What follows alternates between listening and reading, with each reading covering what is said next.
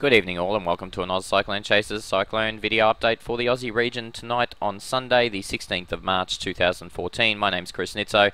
Tonight we're going to be taking a look at ex-Tropical Cyclone Gillian initially and then ex-Tropical Cyclone Hadi as Hadi is expected to push towards Queensland. So, ex-Tropical Cyclone Gillian is located out here northeast of Gove and is currently moving in a west or northwesterly direction and is expected to continue doing so in a west to west northwesterly direction all the way through the Arafura Sea, well north of the top end. Now, because it's going to be so far offshore, we're not going to see the sort of rainfalls we were hoping to see across the far northern top end coastline. So, the rainfall estimates in this region have certainly dropped based on the current model projection. And you can see here on the Bureau of Meteorology track map and forecast error map, really there's not that much error in the guidance. The guidance is very clear here on the way this is going to move. It's basically under the influence of a very strong ridge, and that ridge is going to push the system all the way westwards to slightly maybe west-northwestwards through the next 3 to 5, possibly even longer days. So in the end, folks, if it drops too close to Indonesia and Timor, it's going to get roughed up by the terrain. It's not flat terrain out there. It's quite mountainous terrain, and so that's going to impact the low-level circulation centre. So there is a chance there that it may not form or reform again if the circulation centre gets disrupted enough through the islands out here and further to the west. But in saying that, if the system can track away from Timor and away from Indonesia and further into the ocean, there is certainly the chance for redevelopment in the long term, not so much in the short term. There is some very dry air in the vicinity of this system, and we'll have a look at the moisture content now. So if we have a look over the last few days, we can see that ex-Tropical Cyclone Gillian has been spinning around in the Gulf, and you can see the signature here. This is the total precipitable water, which is the amount of moisture in the atmosphere. Now you can see underneath here in the last few frames, we see some very dry air pushing through and pushing into the Gulf of Carpentaria. So if we look here a little bit closer, we can see that dry air pushing well north into the Arafura, even the Timor Sea, and even the southern parts of the Arafura Sea. We're starting to see elements of that dry air. So what's happening at the moment is we have a big high pressure ridge, so big high in the mid levels all the way out here. Now that high is pushing the systems that are developing in that westerly or west-northwesterly direction, and we're going to see that same track for ex-Tropical Cyclone Gillian as it pushes, ex-Tropical Cyclone Hadi as it is now located right here. You can see very well on this imagery where it is exactly located, and you're going to see it push in a west to west-northwesterly direction as well. And so this high extends a long way further to the west than normal, so therefore the ex-Tropical Cyclone Gillian is expected to continue moving westwards because of this big high pressure ridge and well west into the Indian Ocean. Same thing with ex-Tropical Cyclone Hadi. It's expected to push to the west as well. Now, bearing in mind, of course, that if you look at the Coral Sea, you've got all this dry air. Look at it all pushing in up here and all to the side of the system, to the western side of the system. So really the system is still attached to a fairly decent moisture plume on the eastern side of it, but on the west there's some very dry air, and obviously with the system moving to this direction, it's moving into that very dry air. So if it can stay attached to that moist tongue to its east, it still has a potential or slight potential for development. But if it continues to push west and detaches from the moist tongue of air to its north and east, then we'll see almost no chance of development. So I guess that's where the element of doubt lies. With Gillian, once again, remember that it is expected to push west into these islands here of Timor and Indonesia, and if it pushes into that mountainous terrain, we may actually see it lose structure altogether, and it may no longer be a tropical low. Obviously, if it can stay just to the north of that or just to the south of that, there is a chance there that it might intensify in the longer term. So folks, minimal impact from Gillian. Hadi is one that we will need to watch though, because Hadi could impact the coast in terms of a lot of rain along the Queensland coastline. And so all of the Queensland coastline from about Princess Charlotte Bay to about even Hervey Bay is in with the potential for some fairly moderate to possibly even heavy rain in parts. So I guess that's the biggest interest for Hadi for the Queensland coast. For the NT, remember, if we do see impacts, they're going to be on the far northern top end coast, and they're not going to be very major ones. They're only going to be a fair, moderate rainfall, possibly some heavy falls, but really most of those heavy falls will remain well offshore.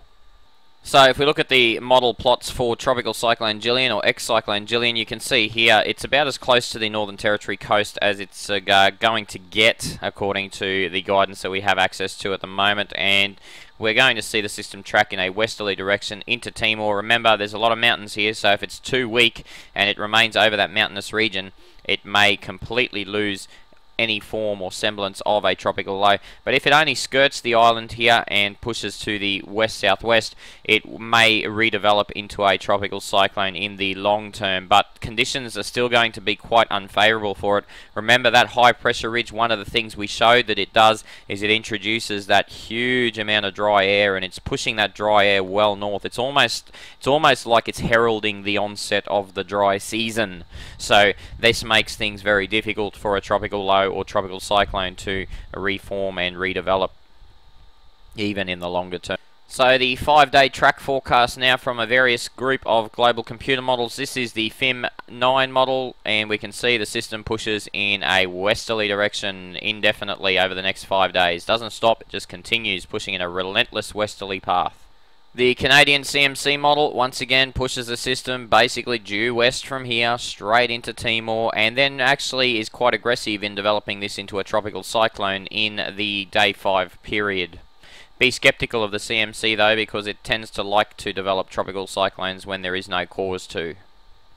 The Navy model, the NavGem model, once again, here's the system right now, pushing in a west to west-northwest direction, and then eventually west to west-southwest, and even in the longer term NavGem, the system will just continue tracking into oblivion out here, a long way off W.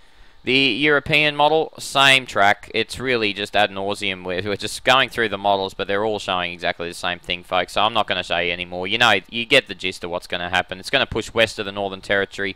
It's going to push into Timor. It's going to continue pushing west. It may or may not form into a cyclone out here in oblivion, but it will not affect Western Australia, and it is less and less likely to have many major effects on the Northern Territory top-end coastline now too, based on the fact that it remains north of it. Now remember, one of the key reasons for that being that the ridge underneath is pushing in some dry air, so even if you're on the southern side, even if this passes only a couple of 100 k's to your north, you're still going to be experiencing that drier southeasterly air underneath it, or southerly air.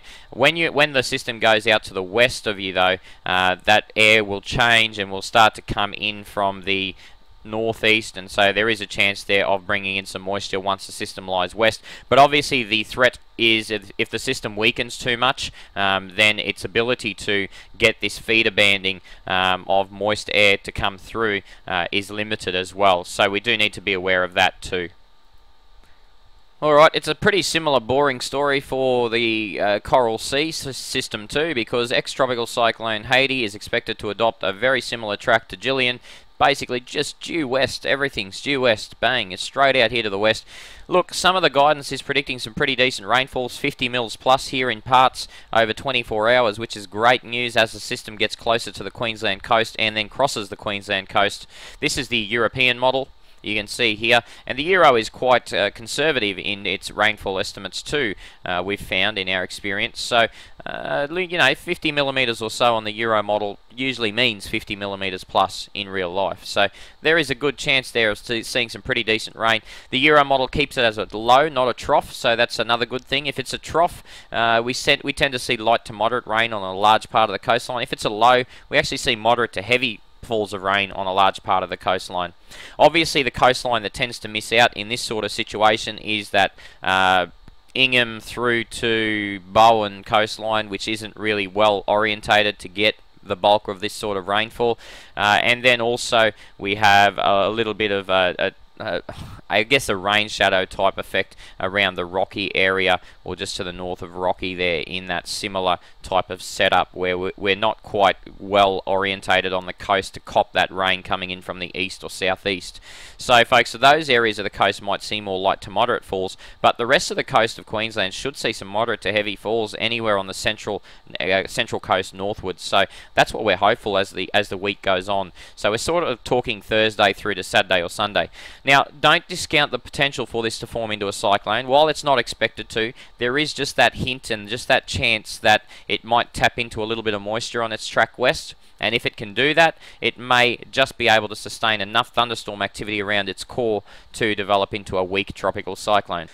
On the Friday on the UK Met, we actually see some very widespread moderate to heavy rain on the UK Met. This will be a dream scenario. We see the ex-tropical cyclone Hadi pushing westwards all the way through to just off the coast, and then it just dips southwards just a little and tightens the pressure gradient and increases the convergent flow along the central and northern and far northern coastlines of Queensland. So you're looking at these white areas of falls of 150 or more millimetres in 24 hours, and then you're looking at these large grey falls of 50 to 100 millimetres over 24 hours. So you are looking at some pretty decent rain there, folks, all across the Queensland coast. So that's a really positive outcome there the UK Met model is showing for everyone involved. And I guess the key concept to the UK Met compared to the Euro is this dip in the last day or so of the track just towards the southwest instead of directly west. That tightens the pressure gradient and it increases the gradient squeezing effect here of the feeder bands coming through. You can see a nice little feeder band coming in off the Coral Sea here along the Herbert-Burdekin coastline, and this tightening and squeezing of the pressure gradient close to the system centre, even though the system itself is actually very weak, the squeezing of that pressure gradient force just in here creates some really heavy rain on the North Tropical coast and Tablelands region, particularly obviously the coastal region rather than the Tablelands itself.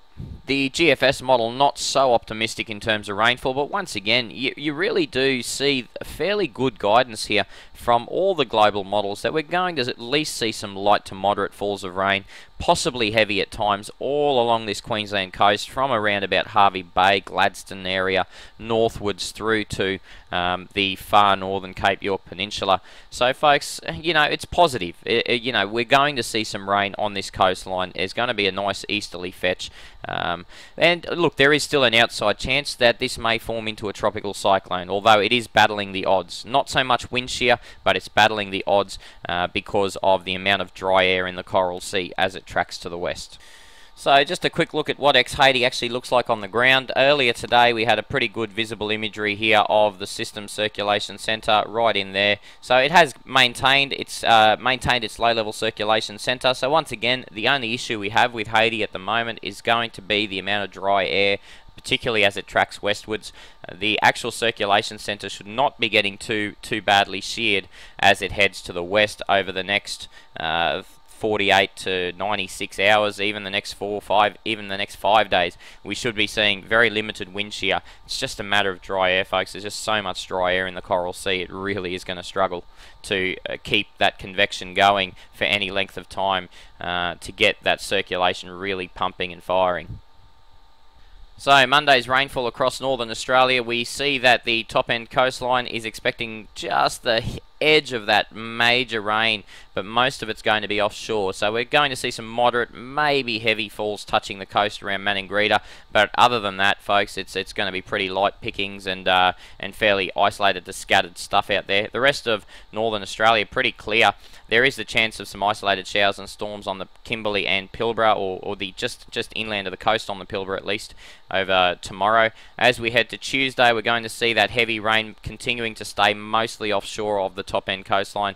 Really dry air by now. This is very much dry season type air coming in through areas of Queensland, Northern Territory, and even into the far northern Kimberley of WA. That ridge is really pumping some dry air into this area. There is still the hint of some isolated showers and storms right along the northern coastline.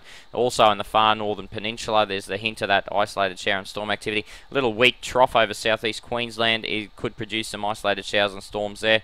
And also those isolated showers and storms continuing over the Kimberley and inland Pilbara and parts of inland WA as well on Tuesday. As we head to Wednesday, we start to see the Coral Sea mischief starting to push to the west, and we're seeing some moderate falls of rain there, obviously all offshore at this stage, but remember, as Hadi pushes towards the west, we'll see that rainfall also pushing towards the coastline.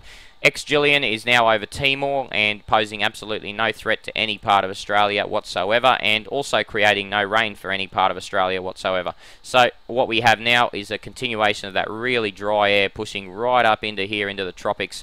Really the start of the dry season pretty much. This is the first hint of a real dry season air mass that we've seen over the past 4 or 5 months.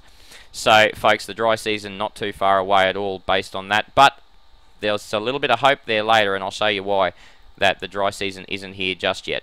On Thursday, we start to see that Coral Sea mischief pushing right into the coastline here. Some big falls of rain developing on Thursday on the North Tropical Coast, pushing as far south to the Hervey Bay coastline. We've got moderate falls of rain there, 15 millimetres plus, all the way up and down the coastline. So, folks, this is a really good situation for rain, and just the outside chance that we might see a very weak tropical cyclone over the next 5 days. But at this stage, we're only expected to be a low.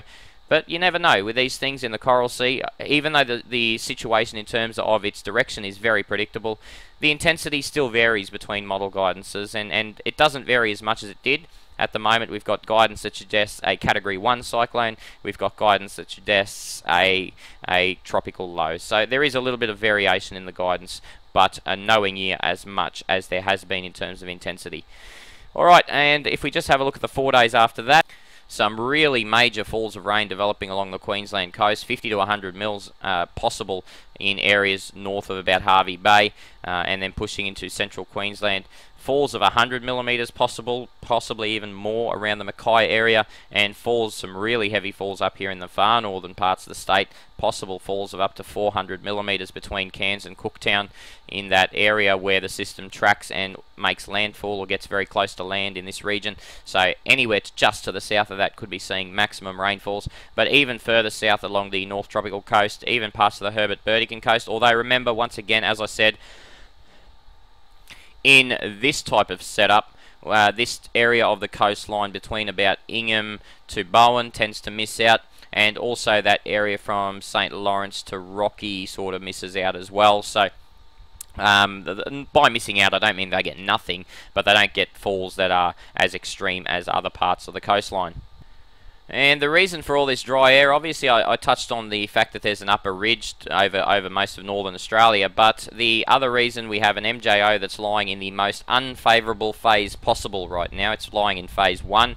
This is the driest phase possible in the Australian region. When it lies in sort of late phase 8, phase 1, phase 2, Australia gets bugger all rain. So, and it's going to lie in this area now for at least the next week or two. So the only chance of real rainfall across Australia is a rogue tropical low or tropical cyclone, and that's what we're seeing over Queensland, folks. We're seeing that rogue tropical low, Hadi, pushing back to the west, and that's the only real hope of rainfall, in terms of widespread falls of rain. And so we're seeing that, and that's sometimes what we have to rely on late in the season. When the MJO's in an unfavourable spot, we need to rely on those little rogue events. Now, the MJO will remain in the most unfavourable section for another 14 days or so. For another fortnight, we're going to see monsoon break conditions. We're going to see this dry season-ish type stuff happening. Then, as we head towards early April, we're going to start to see the MJO push into phase 3. Now, at this stage, guidance overall suggests that the MJO will still be alive in phase 3, and that'll be in the first week of April. And then as we head into the second week of April, it'll get towards late phase 3 or early phase 4. And at this stage, at this very early stage, the model guidance suggests that the MJO will still be active into middle of April. Now, that's very late in the season for Australia. So the chances are we're not going to see a major monsoon burst across northern Australia to deliver widespread plentiful rain everywhere. But what it does mean is we will see an increase in shower and thunderstorm activity across most of the north. We will see that potential for tropical cyclones to increase early to mid-April across the northern parts of Australia. And so those two things combined may see some pretty decent late wet season rain just before the dry really kicks in. So it's not late enough in the season for the MJO to have no effect, but it's probably too late in the season for the MJO to come across and smash us with a massive monsoon. So folks, once again, we're relying on rogue Hadi to whack us now to give us a bit of late season rain, but don't be surprised if Hadi is not the last one on the radar, because early to mid-April, the signs are just there now that the MJO will start to push back into early phase 4, late phase 3, particularly so for northwestern and far northern parts of Australia, more so than the northeast. It's too early to tell how it's going to affect Queensland as we head towards middle and late April. Remember last year we had a tropical cyclone that developed very, very late in the season. We may see something quite similar this season. Thanks for watching tonight, folks, and because we are not under a direct threat of a tropical cyclone anywhere on the northern Australian coastline, our next update will now be on Tuesday night. Good night.